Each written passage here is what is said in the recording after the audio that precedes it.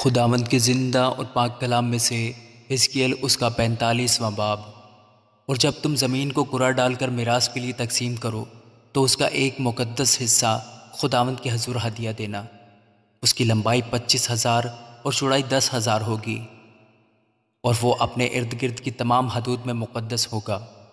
اس میں سے ایک گدھا جس کی لمبائی 500 اور چوڑائی 500 جو چاروں طرف برابر ہے مقدس کے لیے ہوگا، اور اس کے احاطہ کے لیے چاروں طرف 50-50 ہاتھ کی چوڑائی ہوگی۔ اور تو اس پیمائش کی 25,000 کی لمبائی اور 10,000 کی چوڑائی ناپے گا، اور اس میں مقدس ہوگا جو نہایت پاک ہے۔ زمین کا یہ مقدس حصہ ان کاہنوں کے لیے ہوگا جو مقدس کے خادم ہیں اور جو خداوند کے حضور خدمت کرنے کو آتے ہیں، اور یہ مقام ان کے گھروں کے لیے ہوگا اور مقدس کے لیے پاک جگہ ہوگی۔ اور 25,000 لمبا اور 10,000 چوڑا بنی لاوی ہیکل کے خادموں کے لیے ہوگا، تاکہ 20 بستیوں کی جگہ ان کی ملکیت ہو۔ اور تم شہر کا حصہ 5,000 چوڑا اور 25,000 لمبا مقدس کے ہدیہ والے حصہ کے پاس مقرر کرنا، یہ تمام بنی اسرائیل کے لیے ہوگا۔ اور مقدس ہدیہ والے حصہ کی اور شہر کے حصہ کی دونوں طرف مقدس ہدیہ والے حصہ کے مقابل اور شہر کے حصہ کے مقابل مغربی گوشہ مغرب کی طرف اور مشرقی گوشہ مشرق کی طرف فرمان روا کے لیے ہوگا، اور لمبائی میں مغربی سرحد سے مشرقی سرحد تک ان حصوں میں سے ایک کے مقابل ہوگا۔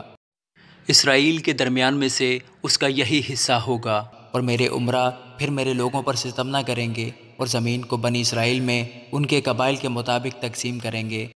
خداوند خدا یوں فرماتا ہے کہ اے اسرائیل کے عمرہ، تمہارے لیے یہی کافی ہے۔ ظلم اور لوٹ مار کو دور کرو، عدالت و صداقت کو عمل میں لاؤ، اور میرے لوگوں پر سے اپنی زیادتی کو موقوف کرو، خداوند خدا فرماتا ہے۔ اور تم پوری ترازو اور پورا ایفا اور پورا بت رکھا کرو۔ ایفا اور بت ایک ہی وزن کا ہو، تاکہ بت میں خومر کا 10واں حصہ ہو، اور ایفا بھی خومر کا 10واں حصہ ہو، اس کا اندازہ خومر کے مطابق ہو۔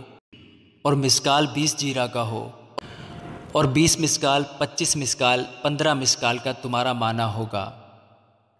اور ہدیہ جو تم گزرانو گے سو یہ ہے: گیہوں کے خومر سے ایفا کا چھٹا حصہ اور جو کے خومر سے ایفا کا چھٹا حصہ دینا۔ اور تیل یعنی تیل کے بت کی بابت یہ حکم ہے کہ تم قرمے سے جو 10 بت کا خومر ہے 1 بت کا 10واں حصہ دینا، کیونکہ خومر میں 10 بت ہیں۔ اور گلہ میں سے ہر 200 پیچھے اسرائیل کی سرابگاہ کا 1 برہ نظر کی قربانی کے لیے، اور سوختنی قربانی کے لیے، اور سلامتی کی قربانی کے لیے، تاکہ ان کے لیے کفارہ ہو، خداوند خدا فرماتا ہے۔ اور ملک کے سب لوگ اس فرمان روا کے لیے جو اسرائیل میں ہے یہی ہدیہ دیں گے۔ اور فرمان روا سوختنی قربانیاں اور نظر کی قربانیاں اور تپاون عیدوں اور نئے چاند کے وقتوں اور سبتوں اور بنی اسرائیل کی تمام مقررہ عیدوں میں دے گا۔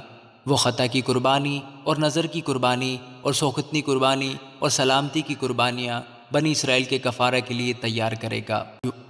خداوند خدا یوں فرماتا ہے کہ پہلے مہینے کی پہلی تاریخ کو تو ایک بے عیب بچڑا لینا اور مقدس کو پاک کرنا، اور کاہن خطا کی قربانی کے بچڑے کا لہو لے گا، اور اس میں سے کچھ مسکن کے ستونوں پر اور مذبح کی کرسی کے چاروں کونوں پر اور اندرونی صحن کے دروازہ کی چوکھٹوں پر لگائے گا۔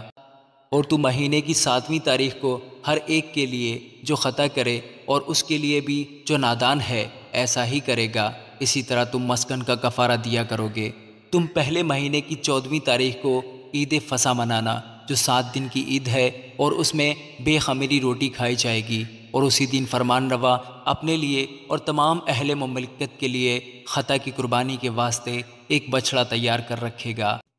اور عید کے 7 دن میں وہ ہر روز یعنی 7 دن تک 7 بے عیب بچڑے اور 7 مینڈے مہیا کرے گا، تاکہ خداوند کے حضور سوختنی قربانی ہو، اور ہر روز خطا کی قربانی کے لیے ایک بکرا۔